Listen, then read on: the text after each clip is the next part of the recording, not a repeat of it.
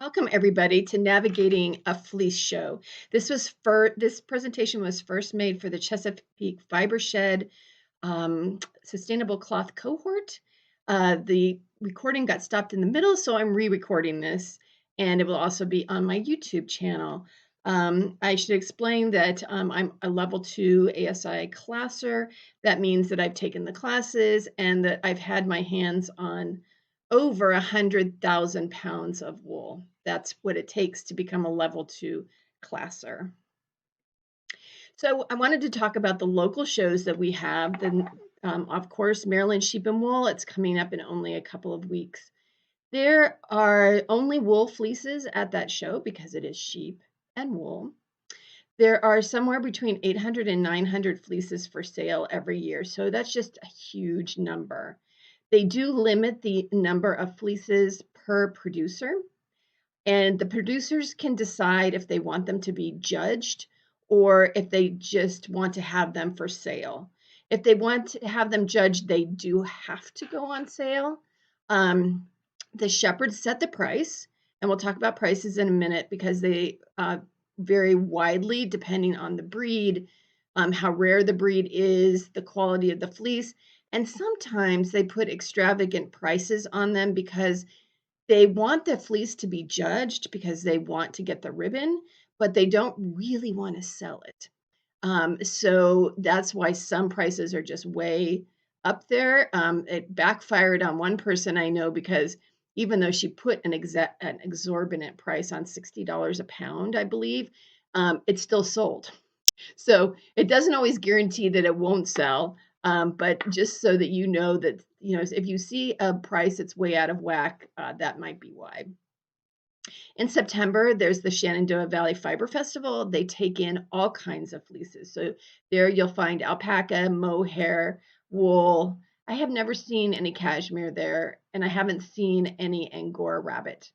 All the fleeces are given comments. Again, they limit the number of fleeces per producer. And they have somewhere in the neighborhood of 400 to 500 fleeces.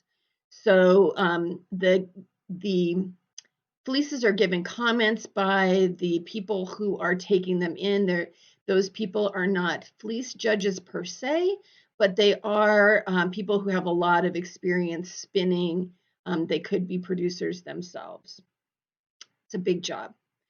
And then in October, there's the Fall Fiber Festival down in Montpelier. And again, all kinds of animal fleeces. And you get, it's the smallest of the 3 shows, but there's really nice quality at that show. I've gotten some very nice alpaca fleeces there, and you can find some fleeces that you wouldn't find at Maryland because they're coming from producers that maybe are in Southern Virginia. So here's the setup. The fleeces are grouped with other similar fleeces. And what I mean by that is that they are going to be in groups of long wools. All the long wools are going to go there. So you're going to find your Leicester long wools, your BFLs, your Teeswaters, your Wensleydales, things like that in that area. You're going to have your medium fleeces. And if it's a big category, like say Romney, they might also have a sign that says Romney there, but you're going to have your medium nice fleeces there. And then you're going to have your fine fleeces, which are your Merinos, your Cormos, your Corriedales, things like that. At a place like Maryland Sheep and Wool, where you have 800 to 900 fleeces, you've got fleeces on the tables, on top of each other. You've got fleeces underneath the tables. And at the start of the day, they are nicely grouped. But as the day wears on, they do get a little bit mixed up. So, just check around the general area if you're looking for specific fleeces. You cannot, especially at Maryland Sheep and Wool, you cannot lay out the fleeces. You can kind of open the bag and look in there. You can take out a lock to test it, but you cannot open up the whole fleece. At Shenandoah, they do have skirting tables up, so you can ask a volunteer. Do not do this by yourself. They will get mad. You can ask a volunteer to help you, and they will lay the fleece out for you so you can look at it more closely. And then they will go ahead and rewrap it the way that it's supposed to be wrapped. So here's about the prices. So at Maryland Sheep and Wool, they do have the pricing is very transparent, and there is the link where you can find the pricing for the last in-person show. So the prices that are up there right now are the 2019 prices, because 2020, 2021, we didn't have in-person shows, and people just sold off their websites. So it wasn't really a fleece show and sale. It's put in by breed, as you can see. It talks about the number of fleeces, how many total pounds those fleeces entail, and the average price of the fleece with the minimum and maximum listed there. Going across some more, you'll see how many were actually sold and for what price they were sold, the minimum price, the maximum price, and what the basic average price, and then how many were unsold, how many needed to come and be picked up. So if you look at the Blueface Leicester, the second one on the list, there were 35 fleeces, and all total, they were about 56 pounds. The average price was $27 a pound, with the minimum being 15 and the maximum being 60. That's the one I was telling you about that they didn't want to sell the fleece. They sold 26 of those for the average price of $28.96, so a little bit more than the average price. Probably skewed a little bit by that $60 price, because you can see that $60 per pound one was bought. So yeah, again, you can find this on the website. I don't think that Shenandoah, I have not seen a list like this on their website. And I know that Montpelier doesn't do this either. So basically, you can find it for Maryland Sheep and Wool. And again, it's really nice to have that transparency there. And if you want to see what kind of fleeces are usually brought there, that also gives you a list of what you probably could find this year. There, of course, there might be some changes, like the Awazi fleece. There was one fleece. Maybe that person is not going to bring that fleece this year. Those rare breeds, you can't really tell. So the best practices are that the shepherds should be skirting that fleece before it comes, and especially if it's going to be judged, it's going to be well skirted. And by skirting the fleece, what I mean is that they're going to remove any wool that comes from the belly area, any wool that's on the top knot, and they're going to remove any of the poopy parts. Some of the places that are around the legs are also, if they're like felted, they may also be taken out, so that you should just have the nicest parts of the fleece there, especially if it's going to be judged. They're probably not as well skirted if they're just going to be sold, but you can do that yourself as well. The fleece is then folded up so that the wool that's on the outside of the bundle is what was nearest the skin. So it's going to be the cleanest side. You're going to be able to see the crimp really well from that side. But you still need to find out just how dirty the inside is. And you can kind of open up the bag a little bit and kind of move the fleece around. Don't undo it. Don't mess it up too much, because, they've gone to a lot of trouble to put this just right. But you can look and see what the level of veg matter is, what the level of dirt is. Now, a lot of people in our area have covered their fleeces. So that means that from the moment that those fleece are shorn, a jacket, a canvas coat goes on top of them. And it's going to be very, very clean fleece. Again, the parts that are sticking out of that coat, like the head parts, the neck parts, some of the leg parts, those are going to be skirted out. You're not going to see those at all. This is going to be your most expensive fleeces, because it's really, really labor intensive to keep those sheep in their coats. And you are going to pay for the cleanliness. And, in a lot of fleeces, especially if it's a fine wool fleece where it's really hard to get out the veg matter, you probably want to pay for that covered fleece. It will be a lot better cleaning and spinning experience for you to have a covered fleece. I say that they're very labor intensive because as the wool grows, you need a bigger jacket. So you're out there changing those jackets, you know, every like once a month at least. And when you get into a new jacket, it's never the right size. So you're always like, yeah, trying to make knots in it or do something so that the animal stays in the coat, that an arm doesn't come through the neck, that it doesn't, that it, you know, an arm doesn't go somewhere that it shouldn't go and kind of lame up your animal. So it is a lot of work, but like I said, you pay for the cleanliness and it can be really, really worth it. So faults, you know, sometimes you just have fleeces that just quite are not quite up to snuff.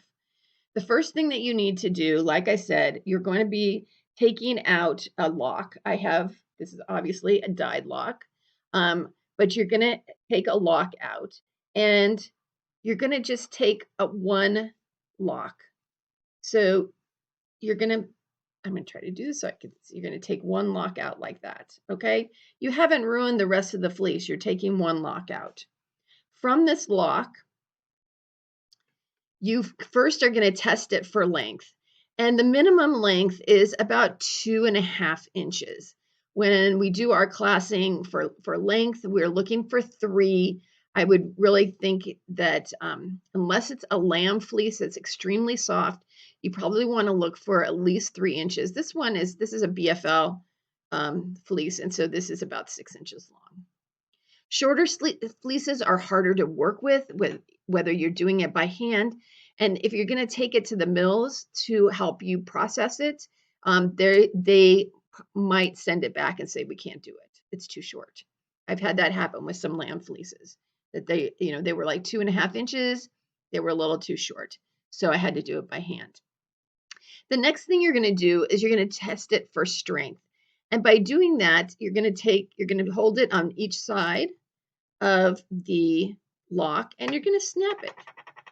If it comes apart with that kind of effort, it's not a good fleece. There's something wrong. Something happened to the animal along the way. It was under some kind of stress. The other thing to do is to do that next to your ear. And sometimes you can hear parts cracking. And again, that would mean it might be a little bit delicate and you might want to not have that fleece. And the other thing is, make sure that it's a good size lock that you're pulling out.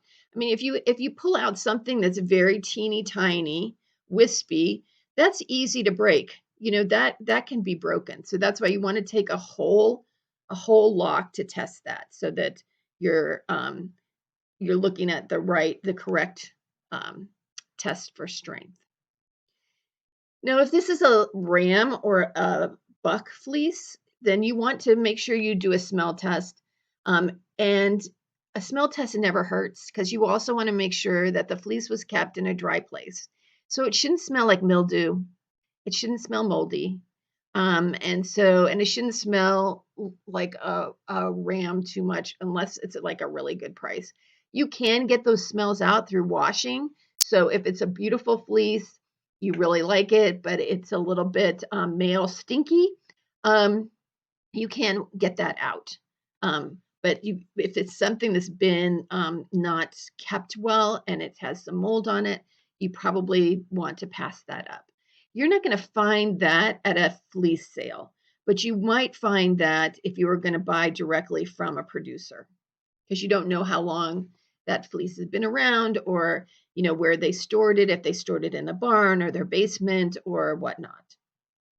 And then you just need to visually look. You're going to look for how much veg matter is in it, how much hay is in it.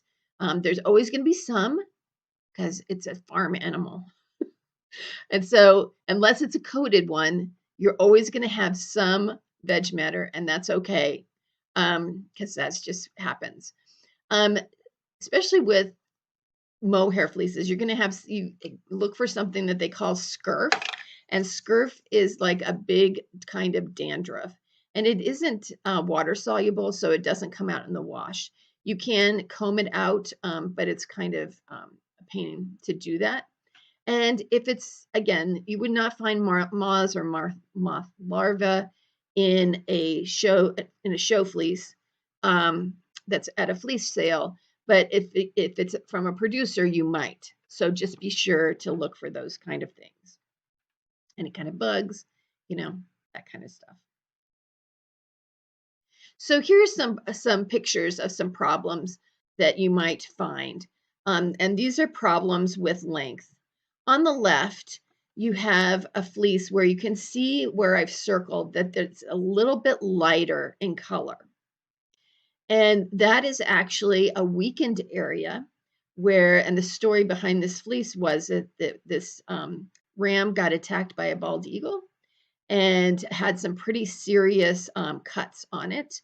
And it took him a long time to recover. And so all that time that it was taking the animal to recover physically, the energy was going towards the healing and not towards wool production. And this cut was right dead center in the staple length. So it wasn't 3 inches on either side. Again, because this was a merino, so it was maybe a 4-inch fleece. So you had like 2 inches and 2 inches. So it couldn't be used. It had to be thrown out, which is just heartbreaking. It was a beautiful color. But these things happen. On the other side, you've got a fleece where you have a lot of second cuts in there, or again, one that might have had some kind of issues with it. There's just a lot of breaks and a lot of small pieces in it. That is also not going to be great for you to use. Those small pieces, whether you card them or whether you comb them, are not going to integrate well with the rest of the fleece. And you're going to lose a lot. And so you want to avoid that fleece for sure. And again, by looking at the fleece, even if you're looking at just the outside of what's in the bag, you should be able to see some of those issues. And doing a strength test for sure. You need to do that. Now, here's some problems with uniformity. And so this is what I'm going to be talking about is called medullated fibers. What it is that instead of having fiber all the way through, that these fibers are hollow. And so kind of like when we get gray hair and those hairs come in a lot coarser, that you're going to have these not uniform pieces of fiber in there, and it's going to cause a problem. On the right hand side, what you see there is actually called Kemp, and that means that it's just a really thick one of those medullated fibers. If you were to wash that and card that and spin it, those fibers are going to poke out of your spin and they're going to hit you in the neck, and it's going to be really scratchy. And there really isn't a way to work those out. Because there's so many of them. The one on the fleece on the left, those are what we are more typical of medullated fibers. And they're, even though it's ununiform, there's a lot more of them. And you can see that they're very different than the brown fleece underneath them. And again, it's not going to be pleasant to spin. If it's going to be something that you're going to work into a felting project, or it's going to be a home textile and it's a really good price, you might still go for the one on the left. I would still probably avoid the one on the right, just personally, because that has really big hairs in it. One of the things that a lot of meat producers have done is that they have crossed their wool sheep with hair sheep. And that's part of how you get these kind of fibers in there, because then you have a cross. And so some of the wool growing glands are for hair, and some of the wool growing glands are for wool. And so that's how you get some of these problems with uniformity. So all of the same things apply when you're buying directly from a producer. If you are, of course, those people are going to let you see the whole fleece. You can lay it out before you buy it, and I suggest that you do so that you can see what you're getting. And you need to be just as diligent about length and strength. You need to be really diligent about smelt and feeling it to make sure that it's not damp, that there aren't bugs in it, that there isn't mold or scurf. You're still going to have the same kinds of things where you have veg matter because it's a farm animal and farm animals eat hay. Some buying tips for you. You may fall in love with a fleece that's just too expensive, and you can always split a fleece with a friend. You have to buy the whole fleece from the fleece show. But two people, I can go and buy it, and then you can pay me for half, and we can split it, right? Or we can divide it into threes. So you may find a friend that you both say, yeah, that's the kind of fleece that I want. Let's go in halvesies with it. Or if you're hanging around a little bit and you see somebody else that's ogling that same fleece, and typically this has happened with some of the fleeces that have won awards. But if you see somebody else that's ogling that same fleece, then you go ahead and make a deal so that you can both have part of it. Typically, fleeces are really pretty big. You can get at least 2 sweaters out of a fleece, out of a BFL fleece, and they don't have belly hair. And so, for other animals, like for a Cormo, you could probably get 3 sweaters out of one Cormo fleece, or definitely a Corriedale fleece. You could probably get 4. I mean, there's just a lot of fleece there. My other tip for you is, unless you're looking for a particular breed of fleece, or you're looking for a particularly popular breeder, then wait until later on Saturday afternoon or go on Sunday. You don't have to be waiting in that line. You don't have to be part of the madness that is there on Saturday morning. Yeah, it's fun to be in, the frenzy of it all. But if it's your first time and you really want to take your time with it, go at a time that is better for you so that you can look. And like I said, with Maryland Sheep and Wool, there's 800, 900 fleeces, and they didn't sell all of them. You saw how many they didn't sell. So, there's still something there for you. It's not all the crummy ones that are left on Sunday. There's some really nice ones too. I mean, at Shenandoah, my booth is in the same building as the fleece sale, and I know there's still lovely, lovely fleeces left on Sunday. So, if and like I said, if there's something particular, some rare breed or a particular breeder, you want to get Jeff Rupert Corriedale fleece, don't go on Saturday, go on Sunday. Any questions? If you have any questions, you can always put them in the comment section, or you can send me an email.